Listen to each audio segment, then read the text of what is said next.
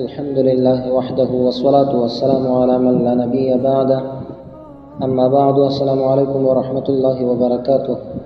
ډیرو محترم او معزز لیدونکو دوستانو، زه غواړم په دې ویډیو کې تاسو ته د رسول الله صلی الله علیه وسلم یو سنت عمل دروښایم.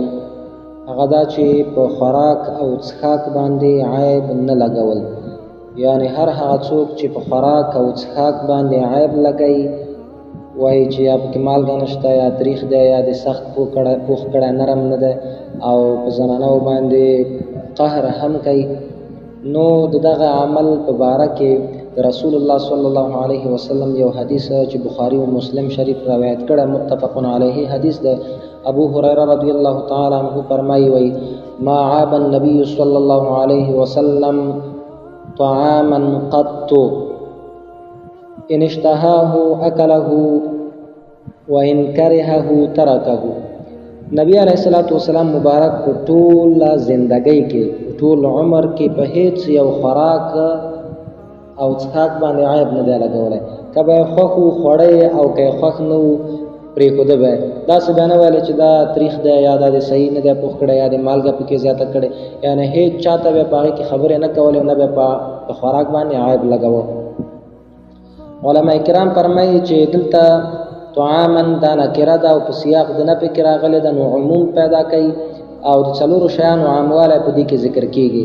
هغه دا چې عاموالی د اشخاصو، همدا رقم د احوالو، د ازمنو، د امکنو.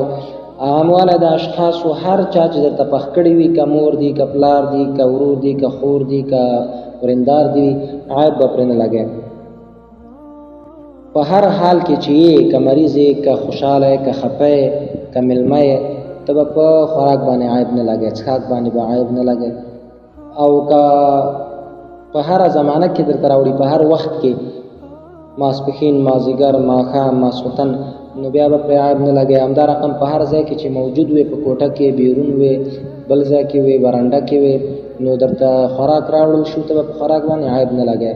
په دې حدیث مبارکه کې موږ ته د رسول الله صلی الله علیه وسلم اخلاق بیانېږي، د هغه سنت بیانېږي چې نبی علیه الصلاۃ والسلام څومره عالی اخلاق لرل، چې په ټول عمر کې د په خوراک باندې عیب نه دی لګولی.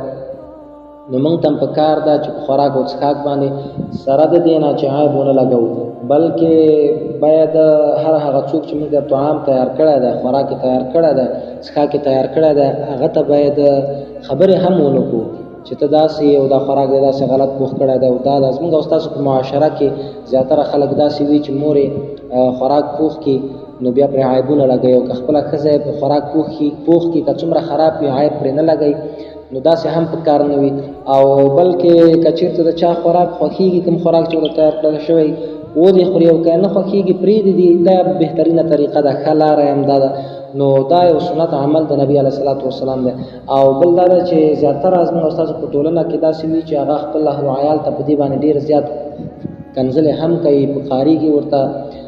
نو نبی علیه الصلاۃ والسلام وایي خیارکم لنسائهم، په تاسو کې بهترین شخص هغه څوک دی چې د خپلو اهل و عیال سره اخلاق کوي، هغوی سره ښه وي، د هغوی سره رویه ښه وي، چلند یې ښه وي د هغوی سره. نو موږ او تاسو ته دا په کار ده چې د خپلو بچو سره، اهل و عیال سره په دغه موضوع کې جدت نه کار وانخلو، او د اخلاقو نبویو نه کار واخلو.